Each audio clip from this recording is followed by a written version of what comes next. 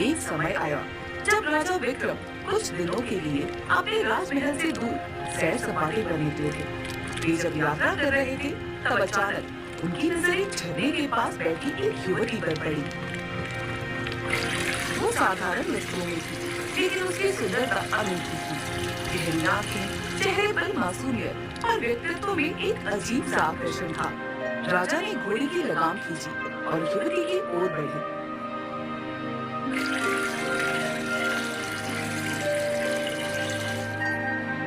हे युवती, तुम यहाँ अकेली क्या कर रही हो?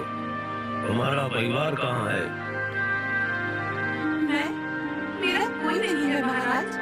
मेरा परिवार बचपन में ही मुझे छोड़कर चला गया था। अब ये जंगल ही मेरा घर है। राजा ने गौर से देखा। उसकी आंखों में एक दर्द छिपा था, लेकिन उसके स्वभाव में संजीदगी और समझदारी भी झलक रही थी। इस जंगल में अकेले रहना आसान नहीं, विशेषकर एक स्त्री के लिए।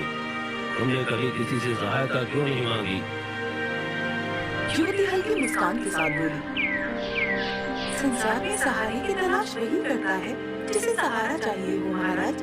मैं तो वर्षों से अपने ही सहारे जी रही हूँ। राजा को युवती की बातों ने प्रभावित किया। उसकी सूझबूझ और आत्मनिर्भरता ने उनके हृदय में एक विशेष स्थान बना लिया था। तुम्हारा नाम क्या है? माया। माया। अगर तुम्हें कोई आपत्ति न हो तो मेरे साथ महल चल सकती हो। मैं तुमसे विवाह करना चाहता हूँ। एक राजमहल में तुम्हें वो सब मिलेगा जो इस जंगल में नहीं है, सुरक्षा, सम्मान और परिवार।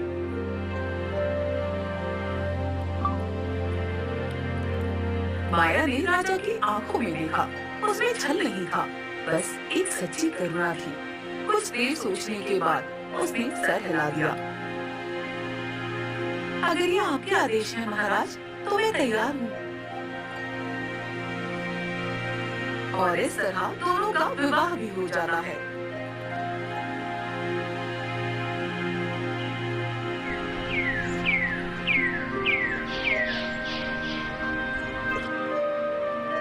समय बीत गया और राजा विक्रम और माया के विवाह को होकर 1 वर्ष हो चुका था। लेकिन इस 1 वर्ष में रानी संध्या और माया के बीच की दूरियां कभी कम ही नहीं हुई। रानी संध्या के हृदय में एक जलन हर दिन बढ़ती जा रही थी। माया की अप्रतिम सुंदरता और कोमल स्वभाव ने राजा का मन पूरी तरह मोह लिया था। वो अब अधिकतर समय माया के साथ बिताते, उसकी बातों में खोए रहते और हर अवसर पर उसे ही प्राथमिकता देते। ये सब देखकर संध्या के हृदय में ईर्ष्या की ज्वाला हो उठी थी। जहाँ कभी महल में उसका ही अधिकार था, वहीं अब उसकी जगह माया ने ले ली थी।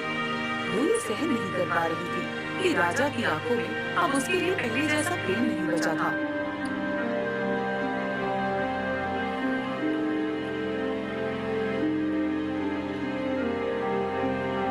रानी संध्या कोने में टहल रही थी। उसके चेहरे पर क्रोध और जलन साफ दिख रही थी। अचानक दरवाजे से एक परछाई अंदर आई। ये मंत्री नागेश था, जो हमेशा रानी संध्या का विश्वास पात्र रहा था।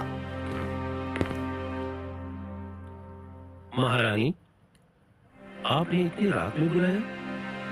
ऐसी कोई विशेष कारण? हाँ मंत्री जी, मैंने आपको बुलाया। अब और सहन नहीं होता। माया को इस महल से दूर करना ही होगा। लेकिन ये तो गलत है महारानी। वो तो राजा की सबसे अधिक प्रिय रानी है। यही तो समस्या है। जब से ये माया मेरी जिंदगी में आई है, तब से मेरा जीना मुश्किल हो गया है। राजा मुझसे अधिक माया पर ध्यान देते हैं। ये मुझसे देखा नहीं चाहता। इसे किसी भी तरह मेरी जिंदगी से दूर करना है। यदि मंत्री जी आप इस काम में मेरी मदद करेंगे, तो मैं आपको इस काम के लिए 50,000 स्वर्ण मुद्राएं दूंगी। रानी संध्या की ये बातें सुनकर मंत्री के अंदर लालच की भावना आ जाती है और वो इस काम के लिए तैयार हो जाता है। 50,000 स्वर्ण मुद्राएं? महारानी, ये काम तो हो ही जाएगा। हमें महाराज से अनुमति लेनी होगी। हम कहेंगे कि हम माया को जंगल घुमाने ले जा रहे हैं। ताकि वो महल के बाहर की दुनिया देख सके। हम उसे जंगल घुमाने के बहाने ले जाएंगे और पहाड़ी पर से नीचे फेंक देंगे। हाँ महारानी, महाराज बिना संदेह की अनुमति दे देंगे। बिल्कुल, अब सुबह का इंतजार करते हैं।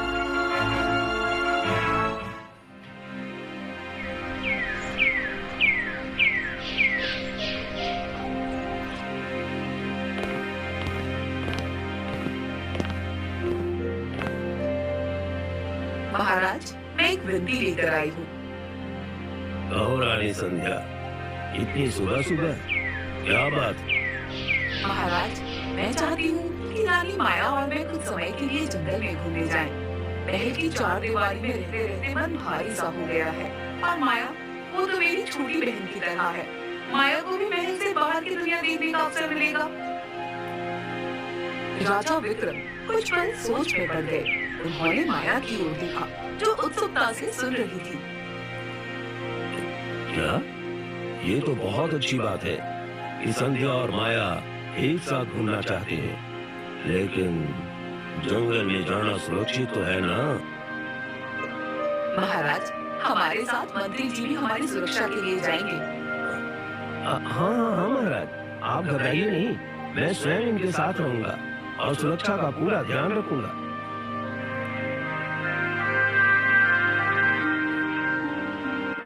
था और नीचे एक तेज बहाव वाली नदी बह रही थी। वाह, ये जगह कितनी सुंदर है। ऐसा लगता है जैसे ये प्रकृति का सबसे सुंदर दृश्य हो। देखिए, वो झरना, इसकी आवाज कितनी मधुर है और वो बहती नदी कितनी शांत और गहरी लग रही है।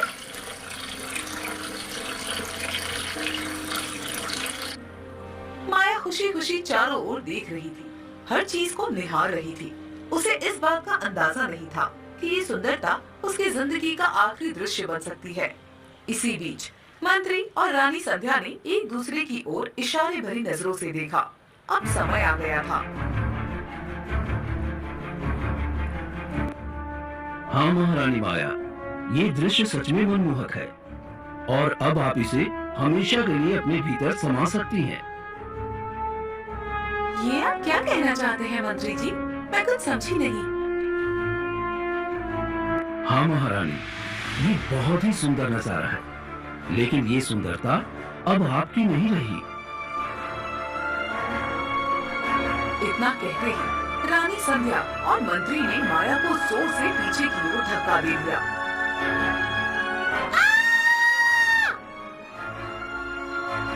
मंत्री और रानी संध्या चुपचाप खड़े होकर देख रहे थे कि माया नदी के प्रवाह में बहती जा रही है, धीरे धीरे ओझल होती जा रही है। उन दोनों के चेहरे पर संतोष भरी मुस्कान थी। उनका षड्यंत्र जो सफल हो चुका था।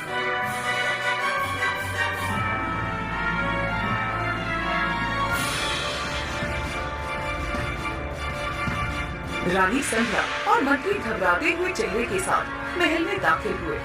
दोनों के कपड़े अस्त व्यस्त थे और दोनों के चेहरों पर बनावटी घबराहट थी और आंखों में झूठे आंसू भरे थे। राजा सिंहासन पर बैठे थे। जैसे ही उन्होंने रानी संध्या को इस अवस्था में देखा, उनका हृदय कांप उठा। रानी संध्या, ये क्या